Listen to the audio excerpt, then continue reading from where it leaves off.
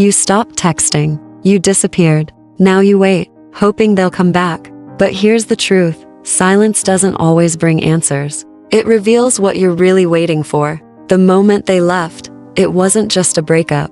It was a collapse of certainty. A part of you still believes that love, real love, should not just vanish. And so, you hold your breath, thinking that your absence will echo louder than your presence ever did. You convince yourself that doing nothing is doing something.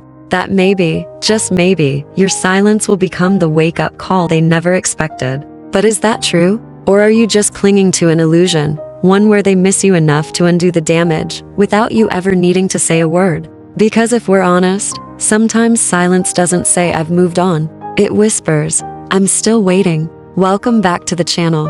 In today's episode, we're unpacking one of the most debated strategies in modern dating, the no-contact rule. Does it actually work?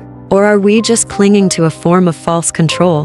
We're not here to give you fluff or pop psychology advice. This episode is about truth, clarity, and emotional maturity. If you've ever found yourself replaying conversations at 2 a.m, checking their last online status, or Googling how long until they miss me, this conversation is for you. Because the no-contact rule isn't just a technique.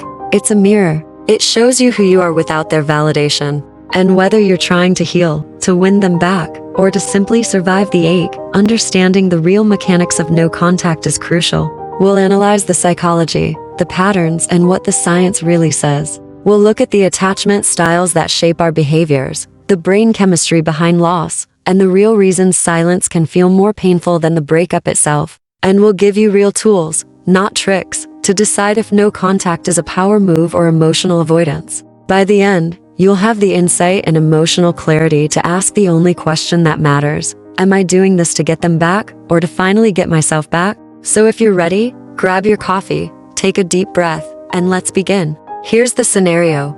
A breakup happens. One person decides to disappear. No texts, no calls, nothing. The reason?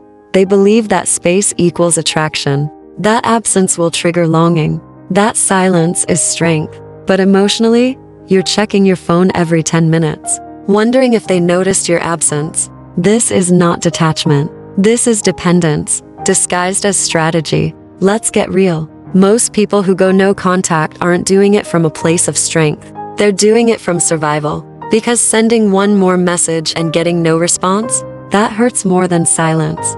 So we pull away, not to detach, but to avoid further rejection. And in that space, our brains do something strange. We begin to romanticize them.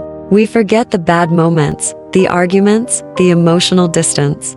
We replay the highlight reel, not the full story. This is what psychologists call idealization, a mental defense that blocks the truth to protect the heart. But the cost? We stop healing. We stay stuck, waiting for someone who may never come back. And even if they do, it might not be for the right reasons. That's why understanding the intention behind your silence is everything. Are you hoping they'll wake up one day and realize your worth, or are you finally choosing to stop shouting into a void? Here's the real work. 1. Reflect on the relationship patterns. What triggered you? What did you tolerate? 2. Practice radical honesty. Were you emotionally available? 3. Start rebuilding your identity outside the relationship. 4. Learn to self-soothe instead of needing external validation. 5. Create a life so full. They're not the missing piece, they're just one chapter. Let's dive deeper into each one. Step 1. Reflect on patterns, not people. Too often, we focus on the other person, what they said, didn't say, what they did wrong. But healing requires a mirror, not a magnifying glass. Start by asking, why did I stay when I felt unheard? Why did I tolerate emotional inconsistency? Why did I believe I needed to be chosen, to feel worthy? These aren't rhetorical questions, they're diagnostic. Psychologist Harville Hendricks called these imago wounds, patterns we subconsciously repeat in relationships based on unresolved childhood experiences. You may be chasing someone emotionally unavailable because one of your parents was the same. Or you fear being alone because abandonment was your earliest memory of loss. The no-contact period gives you the space to finally confront this programming, but only if you use it. Step 2. Practice radical honesty. Most people see themselves as the hurt party. But were you emotionally present in the relationship? Did you truly communicate your needs? Were you clear about your boundaries, or did you just hope they would get it? Self-inquiry isn't self-blame. It's a path to maturity. Let's take an example. Julia, a 29-year-old marketing manager, went no contact after a year-long situationship. She believed the guy just wasn't ready for commitment. But in therapy, she realized she avoided deeper conversations. Why? Because rejection terrified her. Her no contact wasn't about detachment. It was emotional hiding. Only when she admitted this did the silence become healing. Step 3. Rebuild your identity. Who are you without them? Not in theory, but in daily, embodied action. Many people experience what's called enmeshment trauma, where your sense of self is blurred with the other person's. You adopt their music, their food preferences, their lifestyle, and when they leave, it feels like you vanish too. The antidote? Rediscovery. Start small. Return to things you loved before the relationship: painting, running, writing, traveling alone. Not to prove anything, but to remember yourself. Step 4. Learn emotional regulation. This is where the science gets real. When you experience heartbreak, the brain activates the same neural pathways as physical pain. That's why you feel sick, restless, unable to eat or sleep. You're not weak. You're literally in withdrawal from oxytocin, dopamine, and shared rituals. The key is to regulate, not suppress. Breathing exercises, body movement, cold exposure, somatic therapies, journaling. All these teach the body to feel safe without them. Step 5. Build a life that doesn't need a replacement. This isn't just self-help rhetoric. It's strategic.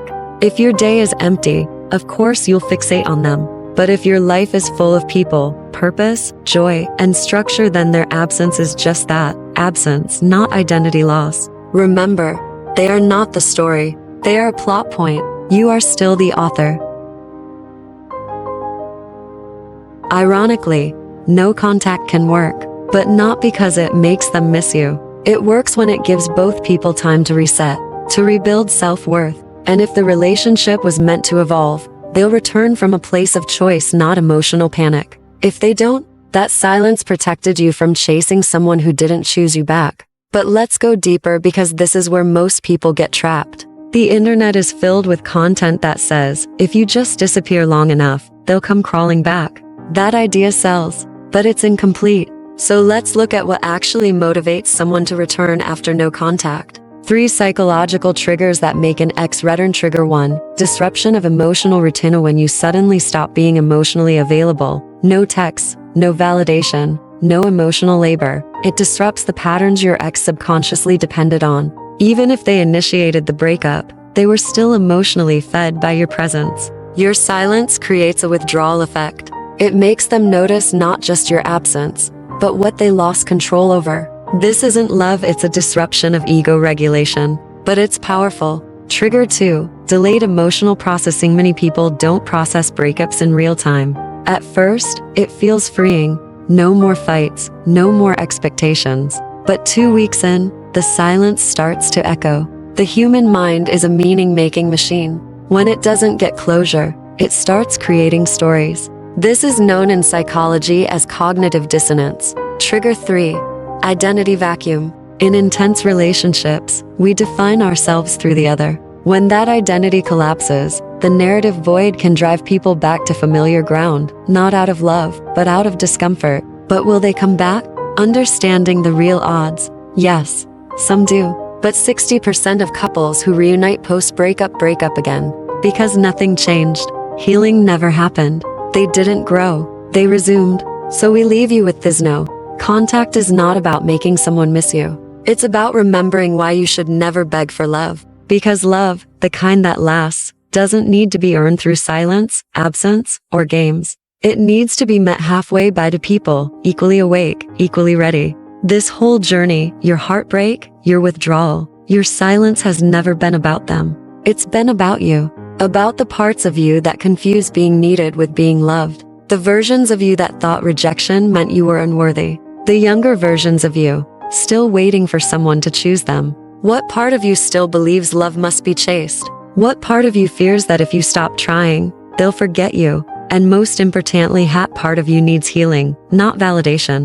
No contact is not magic. It doesn't cast a spell to bring someone back. It simply reveals what is meant to stay and what was never really yours to hold. And when you stop trying to get them back, you start coming back to yourself. If this video helped shift your perspective, if you felt seen, heard, or simply less Elena, subscribe to this channel. Not just to us, but to the version of yourself that's tired of settling for almost love. Drop a comment below. What's one thing you're reclaiming in this season of silence? And remember, sometimes, the greatest act of love is letting go of someone who wouldn't fight to keep you.